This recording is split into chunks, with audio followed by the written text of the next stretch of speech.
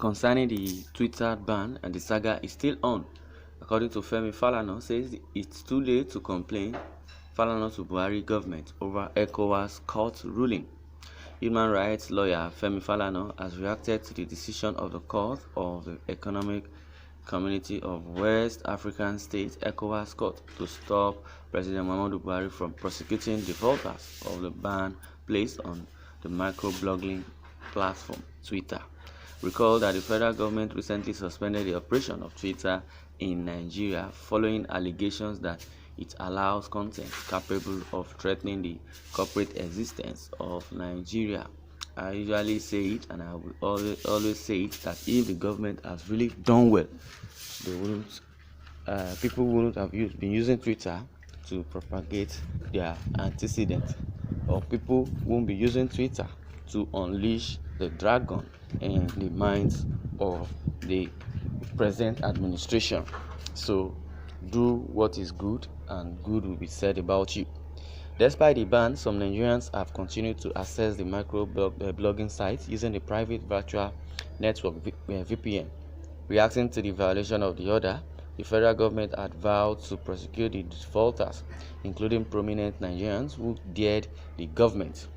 But the ECOWAS court on Tuesday delivered a ruling restraining President Muhammad Buhari administration from arresting or prosecuting Nigerians using Twitter. Reacting to ECOWAS involvement in the matter, Falana said it was too late for federal government to rush back home and say Nigeria is independent. In the 60s and 70s, it was convenient for dictators in Africa to plead sovereignty, that nobody should interfere with our internal affairs. But in these days and times, once countries have submitted part of their sovereignties to international bodies, in this case the ECOWAS Economic Community of West African States, Nigeria has ratified the protocols establishing the court as well as the supplementary project. It is therefore too late to rush back home and say we are independent. We are a sovereign nation, Falana told Channels Television Politics Today on Wednesday. Well, I've been saying it. It is only God that will fight for Nigerians. With the way Buhari is taking his administration to. Buhari has really faulted so many things in Nigeria, especially the well-being of Nigerians. The security issues or challenges we are facing in the country shouldn't have lingered to this level. And so many Nigerians have been reacting and vexed. Let me use that word.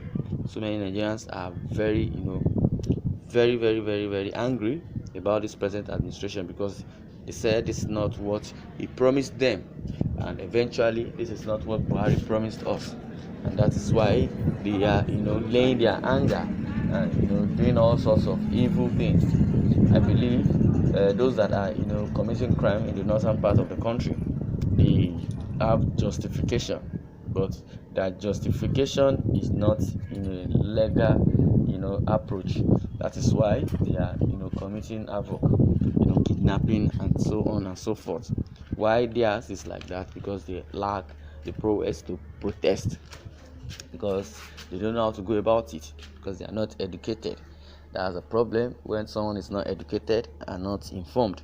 You do your things in an awkward way just because you don't know your left from your right. But they, in their own thinking and in their own justification, they believe they are doing the right thing, which is wrong and not constitutional to the law of the country.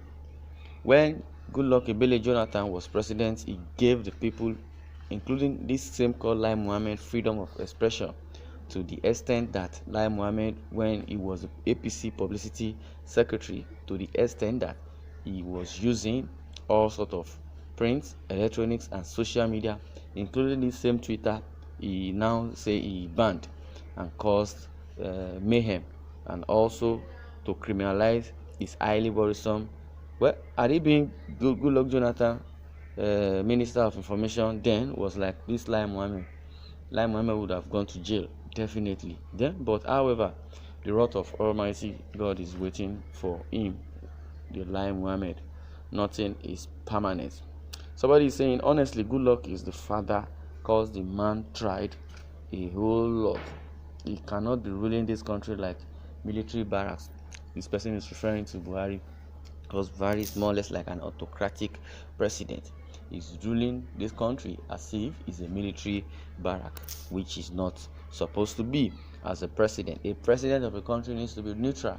Even if they say you are rigid, or even if you are rigid, there should be an iota of empathy.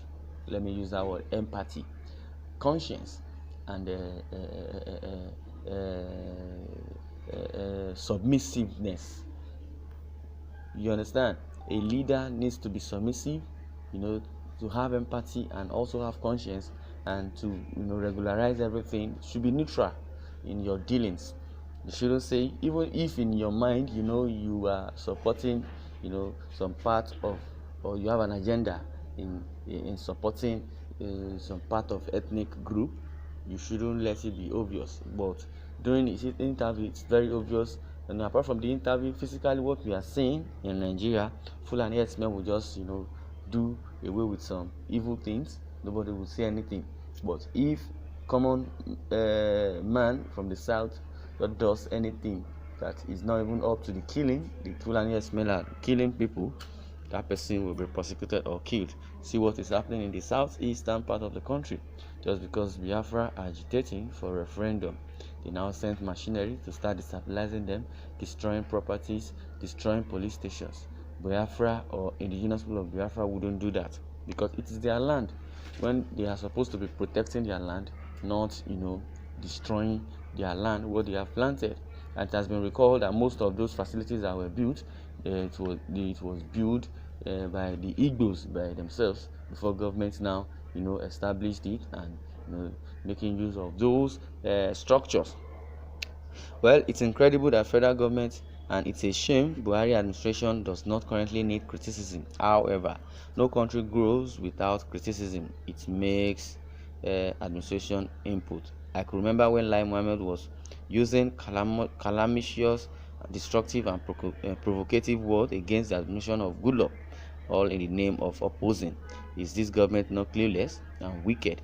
God bless Nigeria. This person, in his own opinion, says when Goodluck was still the president of the country, this same Lai Mohammed has been using, I would say, vulgar words against the government of Goodluck, and has been causing, havoc on social media by, making it feels or seems like Goodluck is not doing anything and castigating Goodluck.